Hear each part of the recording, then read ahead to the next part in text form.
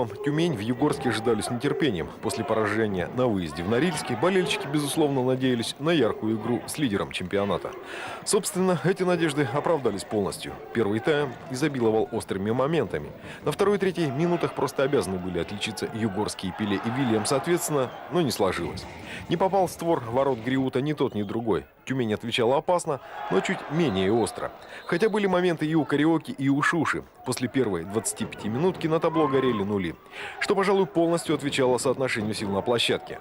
Второй тайм, точнее и его первые минуты, проходили в том же ключе. Хозяева имели территориальное преимущество, но реализовать его в забитые мячи не могли. Вообще в защите четко действовали и тюменцы, и югорчане. Практически каждая потеря мяча отрабатывалась прессингом.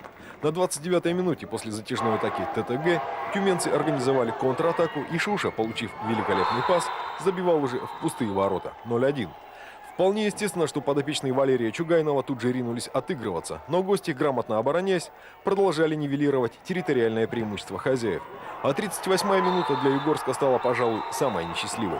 Сначала второй гол забил неувядающий Денис Абышев, добив мяч после отскока, а буквально через несколько секунд отличился и тюменец Чухрий, доведя счет до неприличного для хозяев 0-3. Тотчас Валерий Чугайнов выпускает пятым полевым Александра Копейкина, но через 2 минуты Шуша с передачи Гриута отправляет в пустые ворота ТТГ Югры и четвертый мяч 0-4.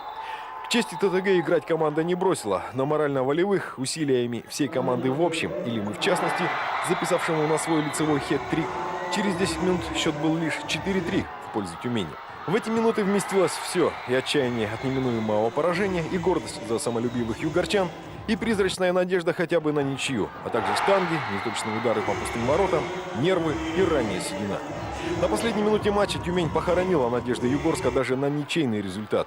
В пустые ворота хозяев мяч катился мучительно долго, но успел пересечь линию до финальной сирены.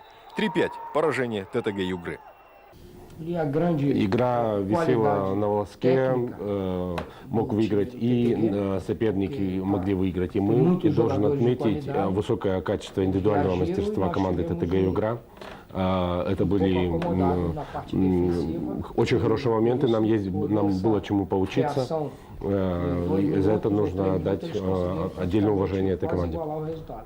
Сегодня люди у меня плакали после игры, проиграв сегодняшний матч. После Норильска у нас позволили некоторые смеяться в раздевалке. Говорить, что у нас все хорошо. Их уже в команде нет. Ну, в главной команде. Вы, наверное, заметили, что многие сегодня не прилетели с командой. И если ничего кардинального не произойдет, я буду работать именно с теми людьми, в которых я верю, которые верят в меня и которые способны совершать подвиги. Тюмень продолжает победную серию. ТТГ ищет пока внутренние резервы. Андрей Сиюткин, Югорск, специально для Ассоциации мини-футбола России.